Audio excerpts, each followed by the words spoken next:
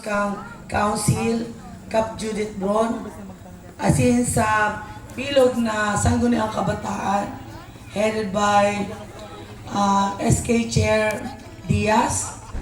Siring man po sa barangay officials, kang Barangay Payahan, ang ama kang Barangay Payahan, si Cap Uldarico Candasa. Siring man ang bilog na miyembros ng SK, headed by SK Chair Jam Liangco. Sa gabos na appointed, sa mga magurang, sa PNP po na yaon man po sa hunyan, sa fire, MDR, sa RHU, sa tuyang man pong paggalang, sa satuyang administrador kang sa itong simbahan, si Father J.R. Baranda, sinima po kay Father Pabon. Sa mga pag-iriba ko, sendo po gabos, di ko na po saru-saruon. Salamat po, asin Diyos malay nabanggi po sa sendo gabos. Pasensya na po, kamuhata, iyon na ini, ang resulta kang sa tuyang burubanggi na pagpamatanga, paghigos, pagampang sa mga tao, kasabay na ang stress. Kinurab ako.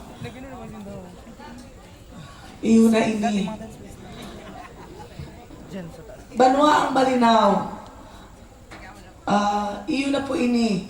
Ang samuyang hudyan na aldaw sa samuyang political rally kang Team Bigati.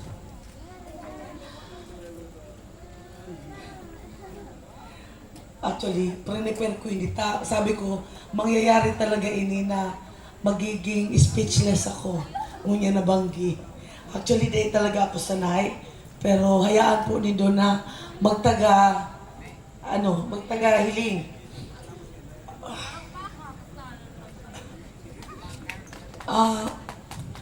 Banwa ang malinaw, bilog po ang sakuyang paglaom. Bilog ang sakuyang pagtubod na hampangon ang sakuyang pigdadalagan ng sangunyan bilang bilang vice alkalde kan sa tuyang Banwaan. Bako po pasin, pero kinepuang kibuot. Dahil alam ko po, asin nagtutubod po ako. Sa loob kang 15 taon, na ako po sa indong tiniwalaan. Nagtutubod po ako, nadakula pa po ang sakuyang magiginibo digdi sa satuyang Banwaan. Ako po bilang sanggunian member, di po kita naging silensyo dyan sa sanggunian.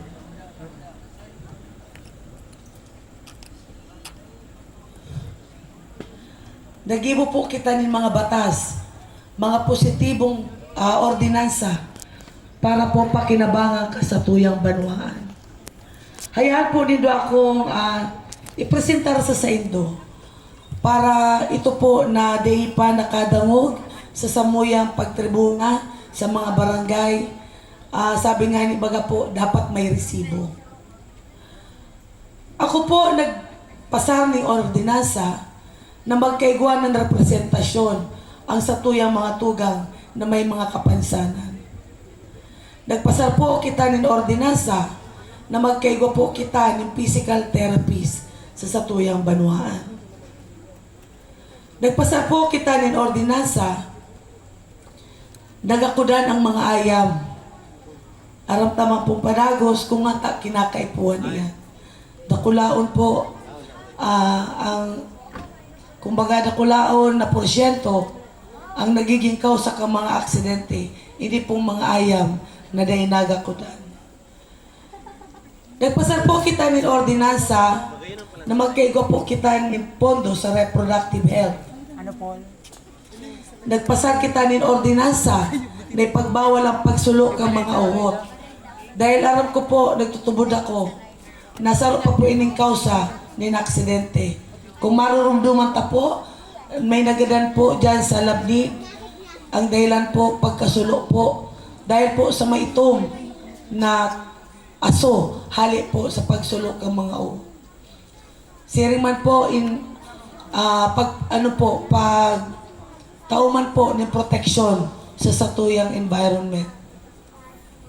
Nagpasal po kita ng ordinansa ng mga health service provider ta magkaigwanin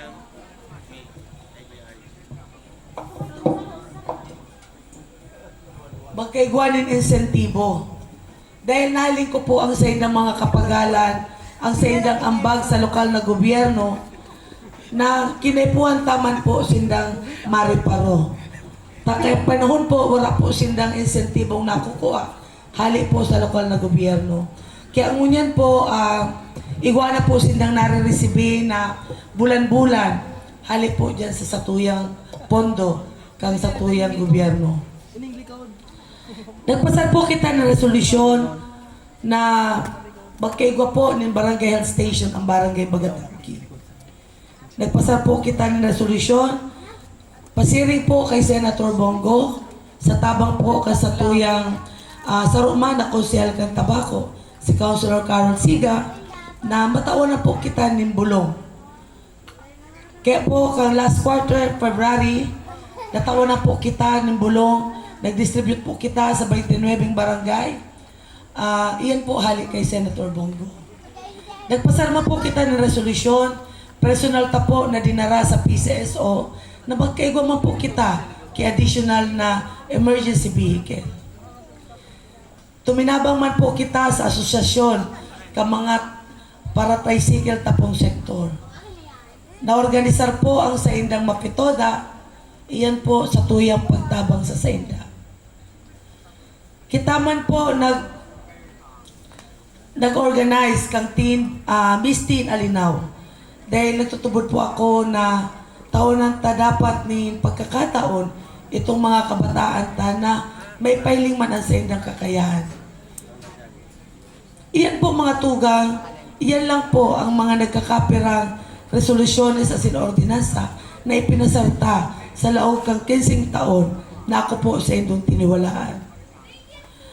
Dahil po ako naging membros kang Komitiba de Silencio sa satuyang sanggunian. Kaya ako po mga tugang, ngunyan, yaon na naman po ako sa Indo.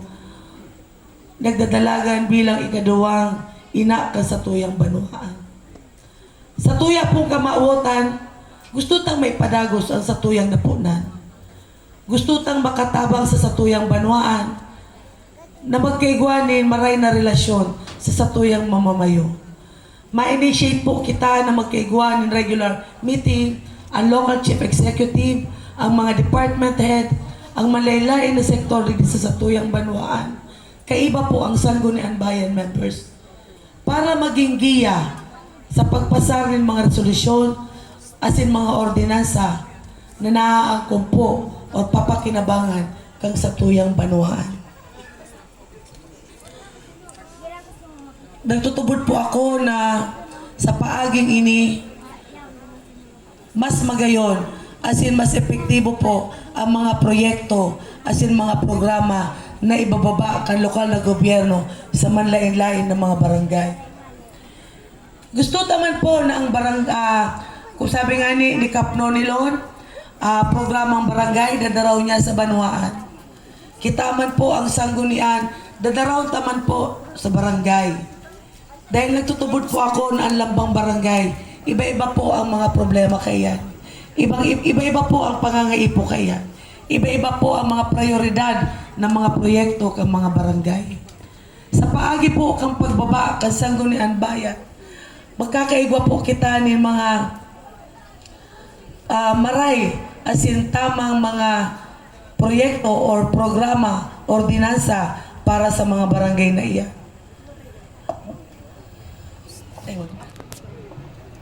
Kaya po mga tugang, ako po sana sa indong tiwalaan sa Giraray. Ako po demang kibang kamautan dito sa satuyang Banwa. Kung isipon baga po, 15 taon na po ako, pwede na akong pumahingalo. Kung aram lang po nindo, ang sakuyang mga pangat